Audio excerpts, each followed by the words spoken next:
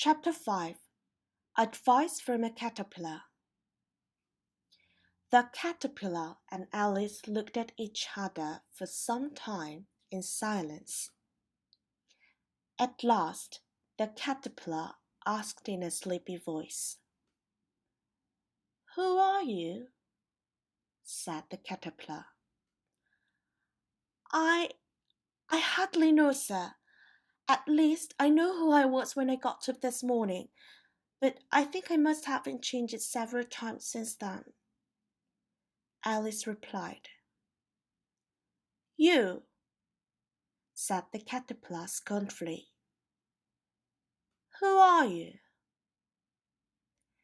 Alice felt a little irritated at the caterpillar. "I think you have to tell me who you are first," said Alice, and turned away. "Come back. I've something important to say," the caterpillar called after her. This sounded promising, so Alice turned and came back again.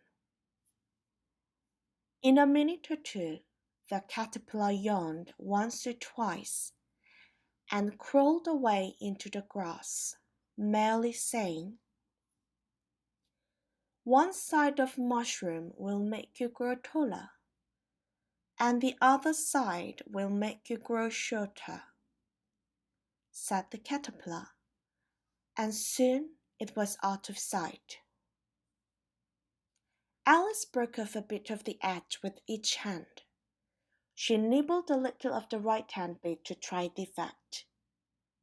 The next moment she felt something wrong about her chin.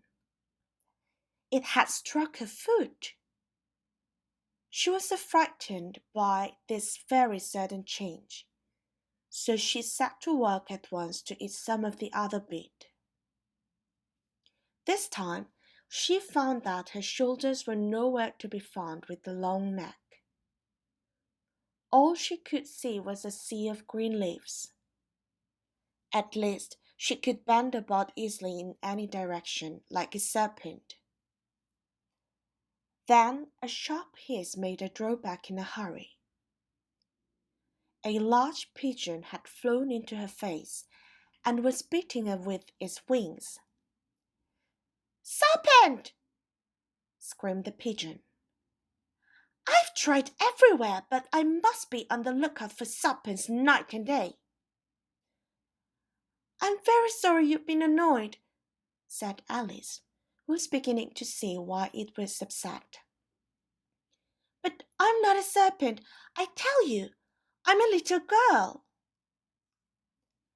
"I've seen many little girls, but never one with such a neck as that. You're a serpent. Be off!" said the pigeon in a sulky tone.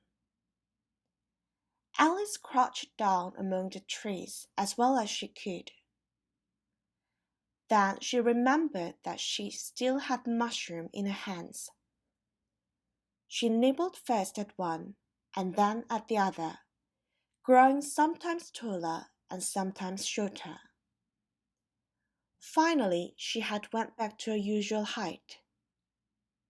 Soon she came suddenly upon a little house.